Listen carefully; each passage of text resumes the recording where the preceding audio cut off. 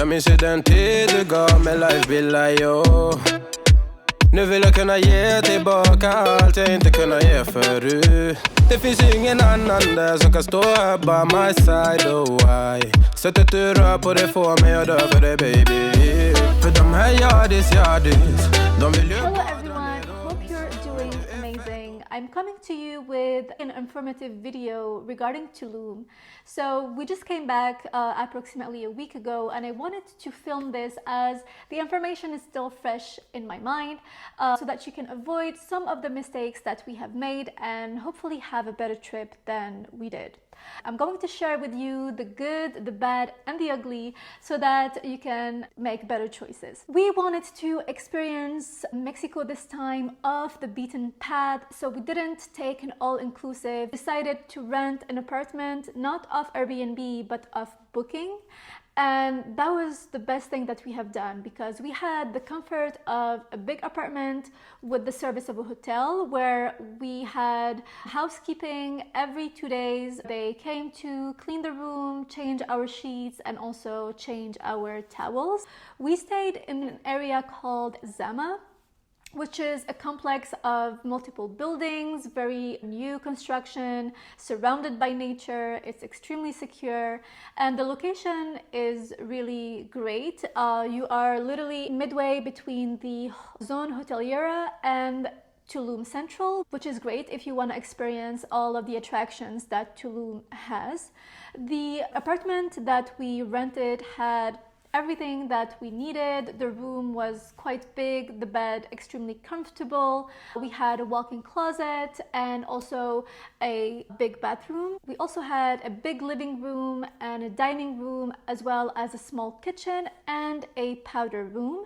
Outside we had a small pool, lounging chairs, and also a table where we used to have our breakfast every single morning.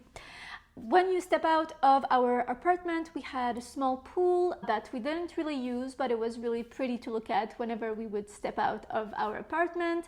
And then at the entrance, we had a security guard that was really nice, and we really felt safe in that complex. So I would highly recommend it. On our first day, we decided to go to the grocery store. There was a big supermarket 5 minutes away from our apartment, and it had everything that you could ever need. We went there because we wanted to shop a little bit for our breakfast in the morning. The first day, I believe we went for brunch, but it was a waste of time, so we wanted to have our breakfast at home before stepping out for our day. Tulum is a long strip that is divided in two. So you have the archaeological zone on the left, and then you have the Zona Hoteliera on the right. So since the archaeological zone was approximately 5 minutes away from our apartment, that's where we went in the beginning of our trip. So that zone has multiple hotels and also beach clubs that you can pick from.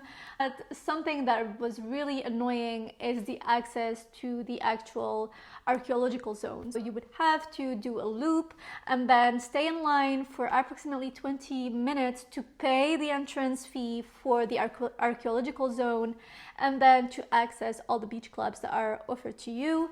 So as I said, at first that's where we stayed because it was close to home, but honestly, having to do that lineup and all the hassle to get there wasn't worth it. So at first we went to a beach club called Paradiso, where you would pay the day bed 500 pesos, and then you can order food if you want of the restaurant that was nearby, and you have access to the beach and also to the parking, which at first was fine. The beach club was fairly nice, but the beach itself had a lot of boats lined up and it was fairly crowded. So we decided to explore the second part of Tulum, which is the Zona Hoteliera, and that's where all the hyped up beach clubs are at, such as Rosa Negra and Vagaloom and Mia. We ended up choosing Mia because it had a parking that is also available to the beach club. The food was exquisite and the beach was just incredible. There was no boats that were laying around. So we had to pay 1,000 pesos, and that meant having the bed for free, and then you could consume food and drinks up to the 1,000 pesos that you paid up front, which was honestly fine, because in Paradiso Beach Club, that's roughly what we paid each time. It's just that the fees were divided differently, where the first beach club you had to pay for the bed and then the food separately, and here you didn't have to pay for the bed, but you had to pay for the food up front. I would definitely recommend Mia. You had a DJ that would play some music, and the vibe was just great, and it was truly the highlight of our trip.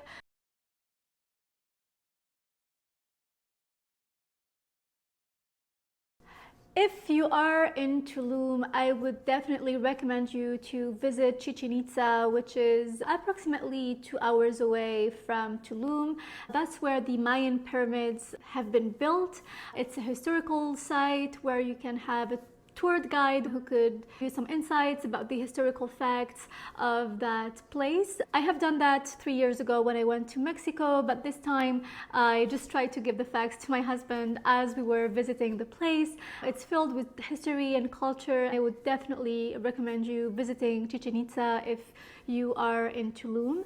And also go swim in the cenotes. On the day that we decided to visit Chichen Itza and go to the cenotes, it was a rainy day, so not worth to go to the beach. You can swim in the cenotes, which are pretty much caves with very, very deep waters where you can dive and just have fun. That's definitely the highlight of our trip, and I would definitely recommend it.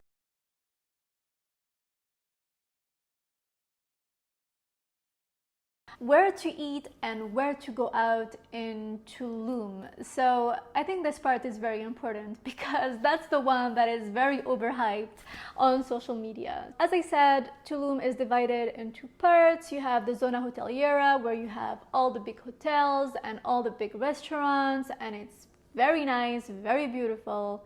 And then you have Tulum Central, which is a little bit more laid back, a little bit more chill.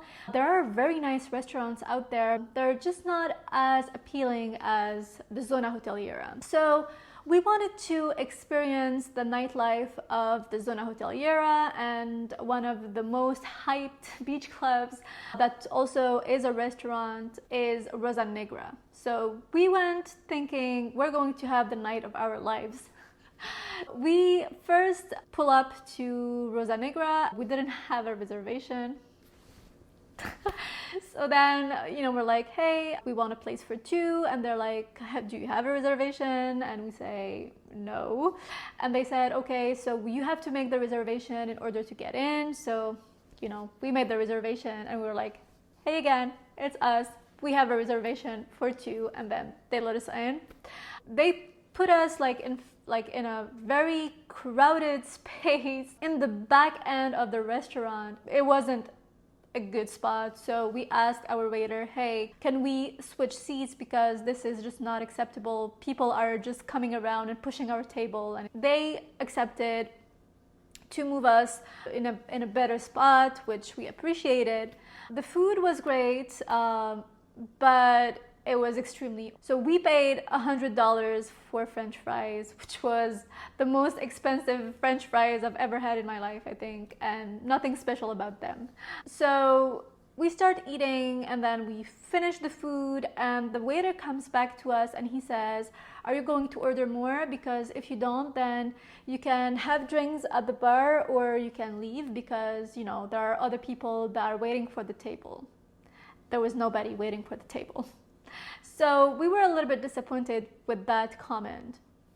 And what you see on social media, that people are having the time of their lives, and there are people with lights, and the music is great, and the people are just having fun. You guys, so let me tell you a little bit about what you see on social media. The music was extremely average. People were very, very loud. They would scream for no reason. And then the waiters would come with these lights at certain parts of the night so that, you know, they hype up people so that you can post about it on social media and say, hey, like, look how much fun I'm having. And then everybody would sit down, continue with their food, listening to very, very average music. The place was extremely warm, no AC, and just overly crowded. And it was just not a great experience, to be honest with you. For the price that we have paid for that night, for having the most boring night of our entire stay in Tulum, I would not recommend it. So we said, that's it. We're not going back to these, you know, hyped up beach clubs. We will go out in Tulum Central, which we ended up doing. So we went, you know, to different restaurants that were really, really good. The quality of food in Tulum across the board is 10 on 10. Never one time had we had a bad experience. It's very fresh, it's very tasty and inventive, so we really enjoyed it. And also most restaurants have live bands playing, and it was really good music that you could enjoy, and the people are more laid back, nobody's screaming for no reason.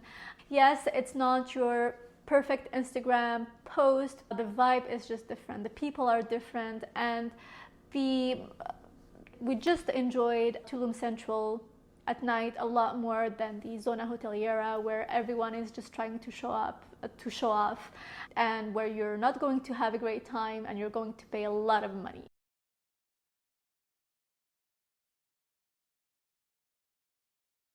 We rented a car, and let me tell you that it was quite the journey. Let's backtrack a little bit on when we rented our car. So we went on a website, we rented the car, we even paid for the insurance, even though our credit card covered pretty much the insurance part for the car rental. We were like, let's play it safe, let's buy the extra insurance that they are selling on the website. We arrived to Cancun thinking that we were all set, and to our surprise, they asked us to pay an extra fee. Initially, we were taken aback a little bit, not understanding why they were making us pay for an extra insurance. And they said that the liability coverage wasn't included in our credit card contract, nor it was included in the extra insurance that we bought off the website. And knowing me, I went to that contract, I read it back and forth, both for the insurance contract that we had initially purchased and also the contract with our credit card. And guess what? They were right. The liability coverage isn't included, and they said if you want to rent the car, you will have to pay for it. And the fees were $300 for that car insurance. So it bumped our price tag for the car rental to $600 for 8 days, which was, in my opinion, way overpriced. I mean, this summer we went to California, we rented an SUV with all of the options, and it costed us less.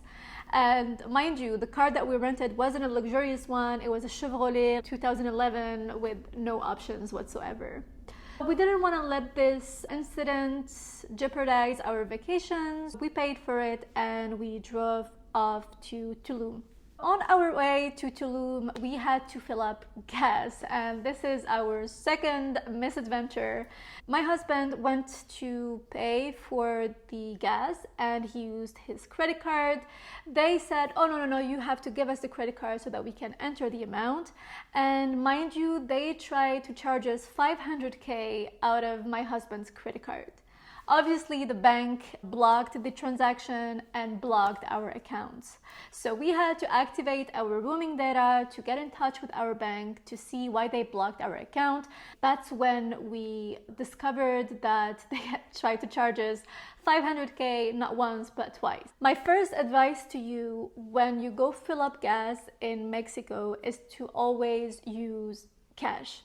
And furthermore, I would advise you to use pesos and not US dollars, because on our second experience at the gas station, they ripped us off in the exchange rate. I would advise using pesos always when you go to a gas station or anywhere really. Try to avoid using your credit card as much as possible. I'm going to tell you the story of one last misadventure that we had while we were in Tulum. So On the day of our departure, my husband was extremely sick. We believe it was food poisoning. I didn't have anything, so we're not sure what happened to him, but he was not feeling great. And I even thought of canceling the trip because how bad he felt that day. We still decided to drive to the airport at 4 in the morning because our flight was at 8:30. We made it on time. We got through the security. Everything was fine. We were sitting in our gate waiting for our flight.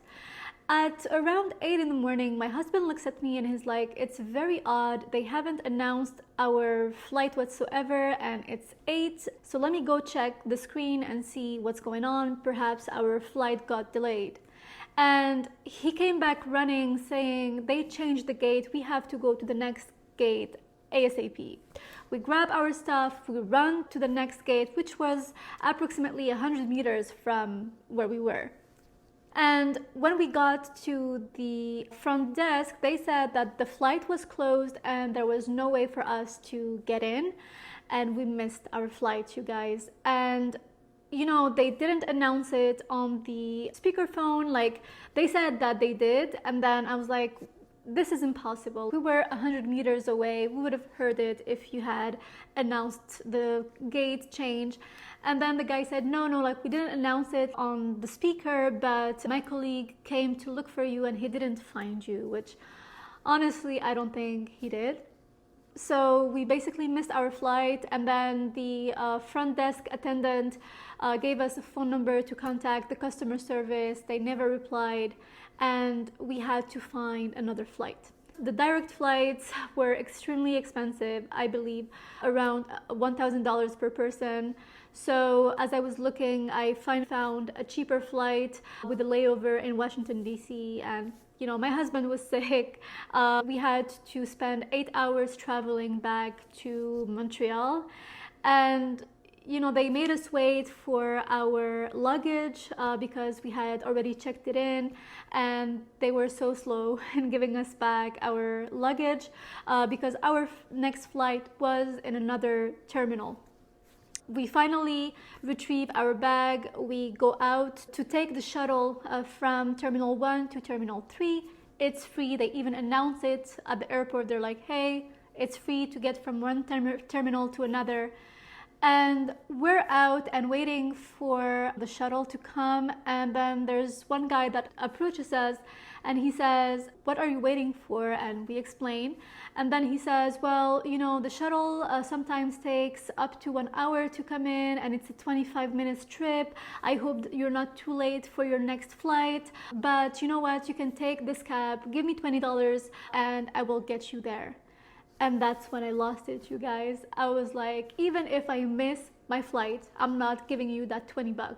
It is free to get from one terminal to another. I don't know why you are playing with our emotions right now. Don't add to it. We won't take the cab. We will wait for the shuttle. And 15 minutes later, the shuttle came and it was a 10-minute trip and we made our flight. This is something that I really disliked about Mexico. They just see you as a dollar bill and they try to scam you in any way possible. And when you're in a very vulnerable space, it's just not cool. If you can take one thing from our experience is don't use your credit card. Try to pay cash, try to pay in pesos. And if you are at the airport, go and look at the screen because you really don't want to miss your flight. Stay vigilant, stay aware. Obviously, Mexico is a beautiful place. Tulum is a beautiful place and the beach is outstandingly gorgeous.